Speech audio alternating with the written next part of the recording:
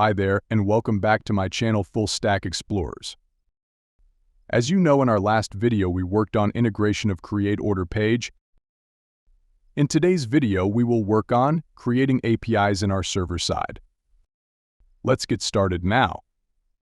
Click on Routes folder. Now click on API folder. Create a new folder here with the name of order. Now in that folder create new file, index.tsx here. As you guys know, we have already connected MongoDB with our project. If you want to know how, please check my first video of the series where I have explained everything. Alright, now we create a new collection here in our MongoDB. I'll create a new variable here, order collection. We will use our DB here, which we export while connecting with MongoDB, and create order collection here. Now below that, we will create a handler object here with export.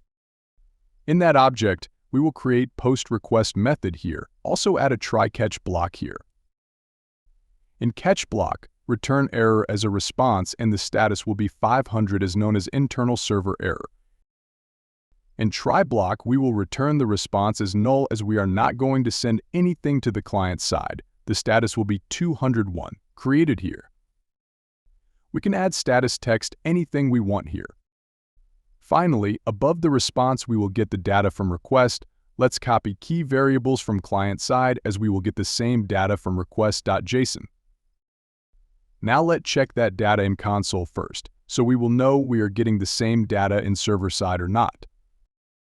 Let's fill the checkout from client side, check the console in our VS Code after that. As I'm in the browser now, click on product page. Now add some products in the cart too. Click on checkout button now. As we are in the checkout page, let's fill the data in the fields here. Now click on place order button too. As you can see, we get the alert that the order is created successfully, which we added in client side if got the status 201, which is good.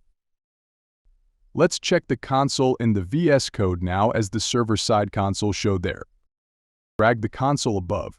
As you can see, we are getting all the data in the console here. Great, now let's set this data in MongoDB here. As we have created order collection above, we use that to use insert method. In the insert method, I'll paste the above data which I'm getting from client side. This way the data will be inserted to MongoDB. Let's do the same thing in the browser now. Again, click on product page. This time, I'll add 3 products here. Now open cart and click on checkout page. Again, I'll fill some random data here. Click on place order now.